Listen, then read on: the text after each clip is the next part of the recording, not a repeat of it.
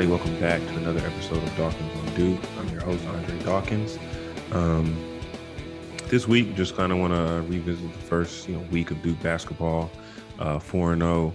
A little bit of extracurricular news as well that we obviously have to talk about. But as usual, if you're enjoying the content, make sure you are liking, subscribing. Check us out on Twitter at the Field of 68 and my personal Twitter at Dre_Dawkins. Make sure you check us out over on YouTube as well. It's also at the Field of 68. It's where we post clips of all of our podcasts. We have a bunch of them, so go check that out as well. So this week we're gonna got my producer Mitchell Gladstone. We're gonna just kind of chat about the state of Duke basketball after the first week. So here's Mitchell, and we'll get started. Yeah, man, it's been a week. It feels like we started on a high and ended on a high last night, I guess, with a good game, but obviously overshadowed with a very, very bizarre day. When did you? I assume you just woke up and saw the news on Tuesday morning. I was just in bed, and I heard my wife in the other room, like, what? I was like, what's going on? So then she came in and like kind of told me the news. So then, I had to put my phone out and get on Twitter and see what was going on. So definitely not what I was expecting to wake up to, but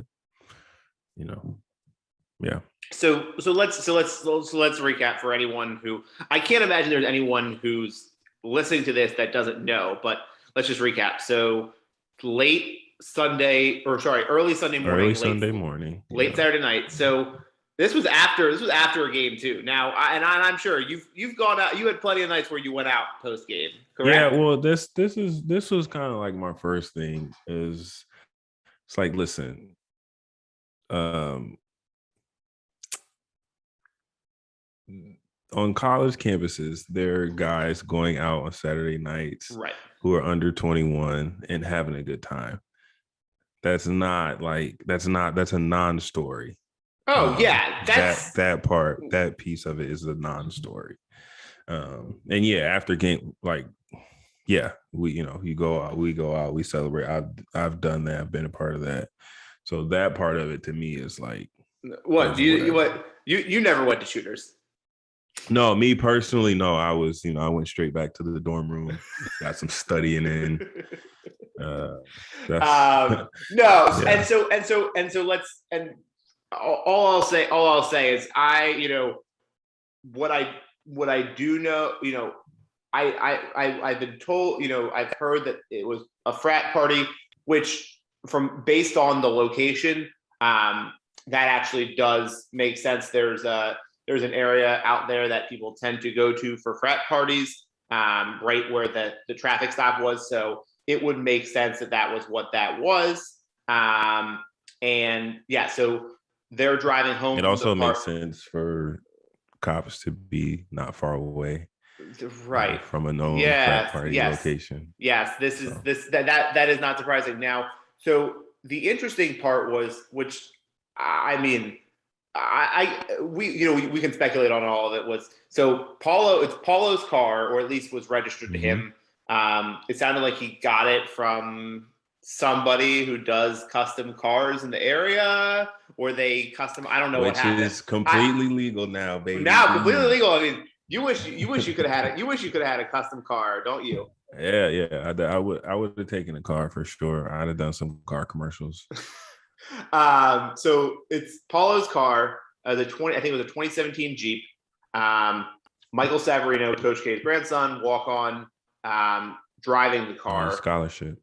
He's scholarship. Now he's not a scholarship. He was a walk on. Okay. And Paolo was, whatever. He was in the back seat. There was no one else in the car. When I heard that he was in the back seat, I just assumed there were other people in the car. But I heard today there was no one else in the car. So, maybe he was just chilling. Perhaps we don't know. I don't think they ever said whether he could have been enjoying himself. He is 6'10" too, so Right? Yeah, you maybe it's never more know. room in the back. I don't Like, know. there's no point in speculating on that. The point is Michael was arrested. DWI blew a .08. Paulo charged with aiding and abetting, which is a North Carolina law in this case because it was his car. And then obviously last night they played the game. Well, the news breaks, yesterday morning. This happened Sunday morning, so the news breaks yesterday morning, 2 days later. They play last night. Paul is the starting lineup. Michael's not on the bench. So that says, basically, indefinite suspension, at least for now, because they haven't said anything. For Michael, Paulo's good. I guess the first question is, for me, when Coach K, and I know you can dive into this however much you want. Coach K said it was a violation of their standards. Are the standards pretty much the same across the board for every team? Yeah, that's what makes it a standard. Right. I don't know. I'm just saying, like they've been, like you assume they've been the same since you've been there as a player. Yeah, but I don't know. It's kind of stuff like that was honestly like unspoken. Like I don't really remember them ever like sitting us down and saying, do this and this, you can't do this and this. Aside from like cheating on and academically, like I remember them telling us not to do that. Right. But like in terms of extracurricular stuff, like that was just, I don't know, I guess they expected that they recruited guys who were, smart enough or, had enough sense to kind of not act too crazy. Like, we didn't have a curfew or stuff like that. I mean, they did tell us, like, if you're in a situation where you're drunk and you need a ride, like call us, we'll come get you. But yeah, it was never I don't know, it was just never something that we like really talked about. Even like we went on the road, they never were like be in the room by 9:00. Like it's just what you like, it's just what you did. Like no one ever really stepped out. I mean, we had like one issue my sophomore year. I'm not gonna get too deep into what the issue was, but yeah, that wasn't. We didn't have a lot of fun in the aftermath of that, and it was before. I'm pretty sure it was before the season, so we hadn't started games yet. So that was not a fun Saturday, and the situation didn't happen again. So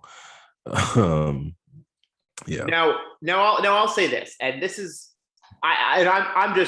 neither of us have any information. We're not, if obviously if we do something, we would probably be, I'd be breaking the news for sure. I don't know about you. You probably keep it under wraps, but no, in all seriousness, like my guess, the whole thing was, maybe Paulo was, had enjoyed himself, whatever. Michael said, hey, I'm good to drive us home. And then, he gets pulled over for a stop sign. He admitted to having a little bit to drink, but he probably thought he was fine. I mean, he was just over the legal limit. That's probably my theory.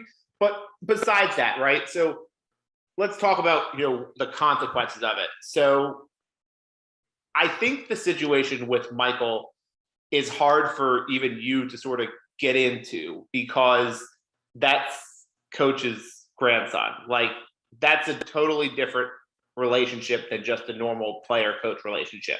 So I'm curious, like, can you sort of, I mean, Coach better than I do. You played for him. Can you sort of, how do you think that conversation with Paulo goes of like how they're gonna sort of figure out like, okay, what are the next steps here? Because obviously they had to sort of have some conversation to come to the conclusion that, okay, we're just gonna, deal with it internally and move on. Yeah, I mean, with Paolo, let's be completely clear. Paolo wasn't arrested, right? Paolo was essentially given a ticket. Right. Correct. Not, it wouldn't be a whole lot different than speeding, as far as I know, from the story. How I read the story, he was given a ticket and he left. So and I don't want to speculate on whether or not Paolo, had been drinking or not. That wasn't in the story. I don't know. So he could have just been like, I don't feel like driving. It's late, whatever. Right. So there's that, and I don't know. I mean, I just don't. I kind of agree that he shouldn't have. Like he could. Like, why shouldn't he play? Because so did you think he was, when you heard the news yesterday morning? Did you think he was going to get suspended? Was your initial reaction? I think I kind of did, but then as maybe my knee jerk reaction was that he would have. But then as I read the story and kind of started to understand it a little bit more, I was like, he didn't do anything. And if it wasn't for this obscure North Carolina specific law, he would have just left. In any other state, he would have just left. And it's probably still would have been in the headline, Paolo's in the car, but it wouldn't have been, you're not, you get to say he was charged with this, but because it's this specific North Carolina law that, from what I've read, gets thrown out most of the time because it's almost impossible to prove. Again, I think for me, right, I think I'm the same with you. It's I thought, he was going to be suspended initially. I thought, by the end of the day yesterday, I thought, okay, maybe suspend him for a game. Maybe just sit him last night, sit him for a half. I don't know, just for being involved.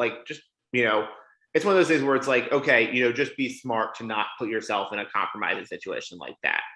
I think, but I don't think he did though. I don't think people were, people obviously on Twitter are always trying to jump the gun, but people are trying to crucify him.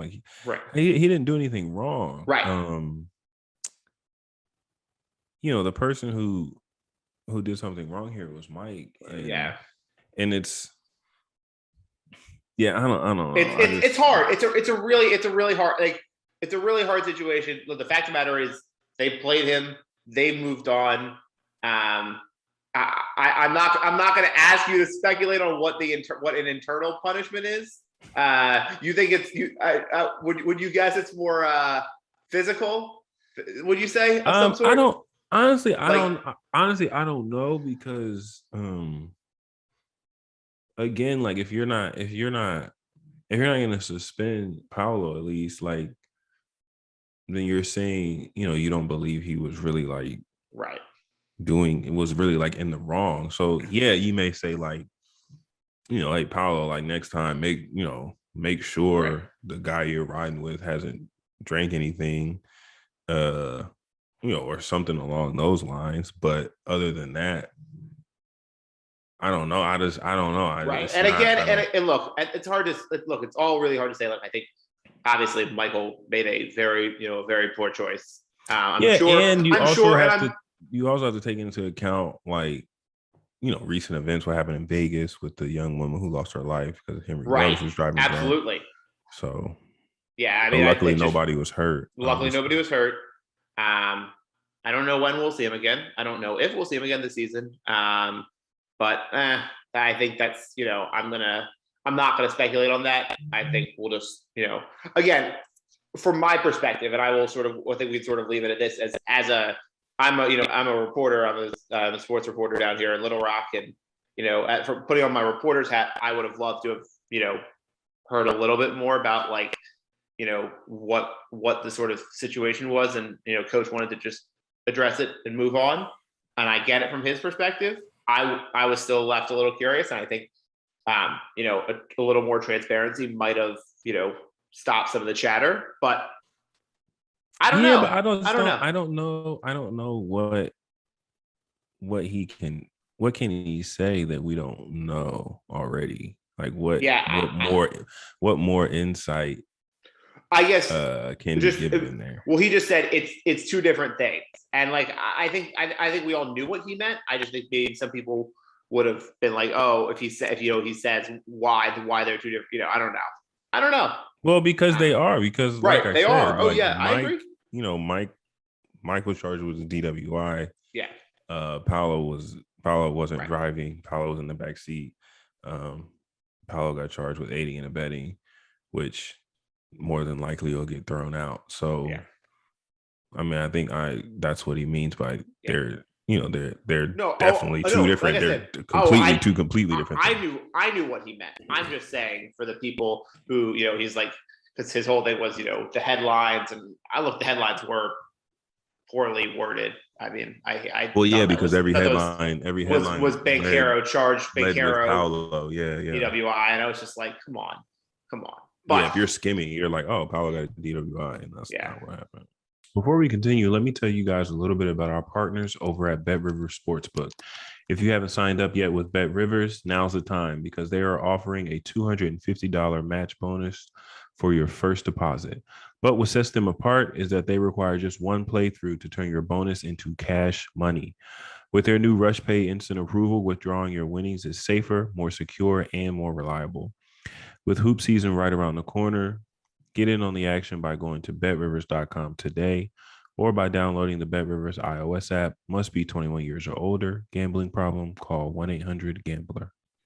But anyways, we can talk about basketball now because let's just go right into it because I was gonna say like we can talk about the game itself, but like let's just talk about Paolo as a basketball player because he's good. I mean, you saw him over the summer. Did you think it was going to be this good this quickly? Mm-hmm. Now, I'm curious because this was my reaction. My first reaction was this dude is as polished a player starting his college career. Now, like for example, I thought by the time we got to like December, I remember of Jason Tatum's freshman year, his 1 year. Mm-hmm. I was like, okay, this guy's pro ready. But I didn't necessarily think that right away with him. Paolo looks like when he was hitting that like mid-range, free throw line jumper against Kentucky, I was like, that's an NBA shot right there. That's just I've been working on this. I know I can hit it. I'm not even gonna hesitate because I know it's going in and it's 2 points. Paolo looks like a pro. Looked like a pro over the summer. When I asked, the guys around the team that guys I trust their opinion, they said he's a pro. Especially in that Kentucky game, playing against pros. Mm-hmm. He he took the game over when he wanted to. He got only thing that stopped him was cramping. So. It was a couple moments, like 2 possessions in the second half, I think, gets it at the elbow, boom, jab, shot. I mean, that's come down. straight That's great. That's the next level stuff that you just don't see from most guys. Yeah. I mean, he hit he comes down the next possession, jab, one dribble, fake spin, fade away. And I was like, You know who it reminded me. Nothing you can do about it. You know who it reminded me of a little bit? Reminded me a little bit of and I mean this is my Sixers bias kicking in here, but it reminded me a little bit of Tobias Harris. Like he just was able to sort of do a little, hit very, very comfortable in the mid-range, smooth, confident. Like that's what it reminded. Like I said, you just don't see that at the college level. I mean, there just aren't guys that do that. You see you see the guys that are in the post, like you see. I mean, I don't know if you watched Gonzaga, Texas on Saturday, but you watch Gonzaga, Texas, and you see Drew Timme, and he just, bossing guys in the post. But that's a different thing. That's not having that mid-range jumper. Of the other guys, I mean, we sort of knew what we were going to get with Paolo. You knew even more than I did. Who has been the biggest pleasant surprise for you so far? I mean, honestly, like I would say, Trevor, because of that first game against Kentucky, but I wasn't like surprised. Like I Right. I was telling people, We anybody we listening we we knows, talked I to was him. Yeah. telling, yeah, I was telling people before, like he's gonna be really good, and everything, uh, coming out of the preseason from Duke that I was hearing was like he's been great, Mm-hmm. and um, and he's been great so in the game. So I mean, I think he struggled a little bit in the second and third game shooting, which whatever. But Well, that was I the mean, thing was he's been really good. There's no way there were 20-something freshmen better than him. no, and he can, and that's the thing. Like he can really shoot it. We saw a little bit of it last night, and I Mhm. remember I had people telling me they're like I don't know if he's that good of a shooter. I was like, guys, it's 3 games. Like let's Yeah, not. And yeah, then of course he comes out and he hits 3 threes in the first 10 minutes last night, and I was like, yeah, he's. I told you he can shoot. I mean, yeah. he can really shoot. Um, and then obviously you'll get to see a little bit of Mark last night, and that's against a smaller team. I'll be curious to see what Mark looks like against the Gonzaga in a couple weeks. But Yeah, I mean, yeah, he's Mark he looked just good coach. last night. I liked what Coach said last night was that he just needs to get used to the physicality. Like I don't think he came in and he had this great run. Maybe he thought it was going to be a little easy. I don't know, but he's getting now he's getting bodies thrown his way. I mean, he looked a little uncomfortable with it against Kentucky, I thought. I mean, obviously, Sheboy is humongous and is a Right. beast on the glass. The guy who has pleasantly surprised me is, and I kind of surprised him saying it, is Joey Baker. Like, I just had really low expectations. Not because, not for anything other than it feels like every year it's been Joey Baker's gonna break out. Joey Baker's gonna break out. We've had like a couple years of it, and he saved them from being in a tight game Saturday night. I mean, that was gonna be it could have been a close finish, and then he had a couple big threes, and you put the game away there. Yeah. And they look for a team that until last night wasn't shooting great. Like they need that. Yeah, and I don't think it's necessarily like we need Joey to like break out and be Mm-hmm. this, 14 point a game scorer. Like, we need you to hit open shots. We need you to defend. Like, those are basically, and play with the same energy that he always does. Those are the things we need from Joey. And, I think he's done that so far. And I would assume he keeps that up. If we got Trevor knocking down shots and Joey knocking down shots, I think that does a lot for us offensively in terms of being able to keep defense to spread, and defense is not just being able to lay in the paint on us, and keeps the lanes open for Wendell and Paolo and guys like that. And hopefully, look, I think we saw a little bit of it last night. I was working, so I missed a little of the second half, but it sounded like AJ started to find himself a little bit, and I think it's going to be a slow process, but that's okay. Like so long as he's at full strength when they get to ACC play, that's when they're really going to need him. So like if they just ease him back in, I mean, I'm sure Coach was saying he hasn't really played for 2 years. Like, I've never had like a serious injury, but like I can imagine that, especially when you've had a knee injury and you're trying to find your way back into it, it's you might be hesitant at first. Yeah, I mean, it's like twofold. Like you got the knee injury, so you're already hesitant, and you're also jumping a level, Right. of competition. So, and having the knee injury, stopped his momentum in the preseason. So he's got to rehab that. And then, if he's had an injury before, then he's like, oh man, there's that whole mental process. So, yeah, I mean, as long as he, continues to progress, and keep that momentum going, I mean, I think he's going to be really good. He's at a freak athletically, and maybe even having the chance to sit out and just watch, maybe that helped him, with his understanding of the game a little bit.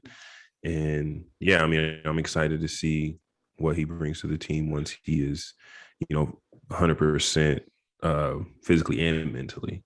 Now, I think, and this is something you can speak to pretty well, right? Is like, when you think about this team, right? You've got, to me, I see it as on a consistent basis. It's going to be Paulo number one, and then your number two guy on most nights is probably going to be either Trevor or Wendell. And so, like being, and the other one's going to be number three, 2A and 2B, whatever. So when you're one of the, when you're that fourth or fifth guy, like there's not like, you know what that's like you have a role, you do your job. Like there's not a ton of pressure. If you can have a big game, like I know you had plenty of big games, but like there were times, but like those were not like, oh, I need to go out and have a big game. It's just, hey, I'm going to go do my thing. And if I go, drop 20, great. Yeah. And that applies I think that's what makes. And that applies not just to AJ, but it's AJ and Mark and Jeremy. Yeah. Those three guys. I think that's what makes the team. I think that's what makes the team dangerous is that third or fourth guy could be, 4 or 5 different guys, and so it makes it hard to game plan. It makes it hard. If you only got 3 options to score, like if we can kind of hold those guys down, we'll be all right. But if we got our 3 options, our 3 main options, and then we got 4 secondary options, and you're like, okay, well, we kind of holding these guys down. Okay, now this guy breaks out, so AJ breaks out, or Joey hits 4 threes, and it just makes it really difficult to guard, and that's what should make this team dangerous deep into March is being able to overcome a game or so where you don't really, you may not have it. In a tournament run, there's always a game that you win that you probably shouldn't have won. Right. 2010, ours was Baylor. Yep. This game we're struggling first half, and we figured it out. Come on, you guys were alarmingly unathletic. I mean, you were alarmingly unathletic. Yeah, that Baylor team was really good too. But yeah, so like you have a game like that, but with that team we had a bunch our main 3 guys who were scoring the ball, and then I came off the bench. I hit a couple shots in the first half that helped. Kind of stem the tide, and then we just figured it out in the second half. So that was a team that was built where a few different guys could score the ball if need be. And I think this team is similar where we may have a game where Paolo's struggling a little bit, and but Wendell can pick it up, or Trevor can go off, or Joey can get hot. Right. No, that's what makes this team a national title contender team. I mean, that's why they're a top 10 team, maybe next week a top 5 team. We'll sort of leave it. We'll put a pin in it here. I know we've got, game on Friday against Lafayette. That should be a rout. They got routed by Penn last night. I know that it's a Philadelphia person. And then Monday, I don't even remember who's on Citadel. Is it Citadel on Monday? I think it is. I think it is. Yeah, the Citadel. But I guess I'm sure I know we're all sort of looking ahead. Hopefully the team's not, but everyone's looking ahead to Gonzaga. I think they might be able to look past Lafayette. They might be able to look past Lafayette. Maybe. Coach won't let them. But I guess now that you've seen this team a little bit, what do you? I guess I'll leave it with this: is what do you most? What do you think? I mean, number one, you think they can beat this Gonzaga team? I don't know if you saw. I saw Gonzaga play it. I was from a Duke perspective.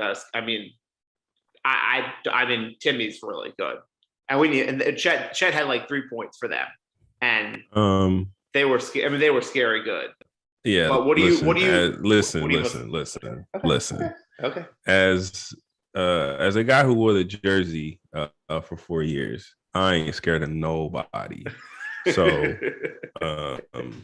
yeah, I mean, I'm picking us. I think we beat them. I mean, historically, you look at us in non-conference neutral site games. I think we do really well, and yeah, I mean, Gonzaga is very good, obviously, but I mean, I don't know. We coach just has a way of Oh well, that getting the best out of you in these spots, and um, I mean, it's a showcase for all the guys on all the teams, and so I expect our guys to put their best foot forward, and I think if we put our best foot forward and they do the same, I think we win. So yeah, I think we have the best player. yeah, and also don't forget that Gonzaga plays UCLA on Tuesday, so they're playing. We play two light games.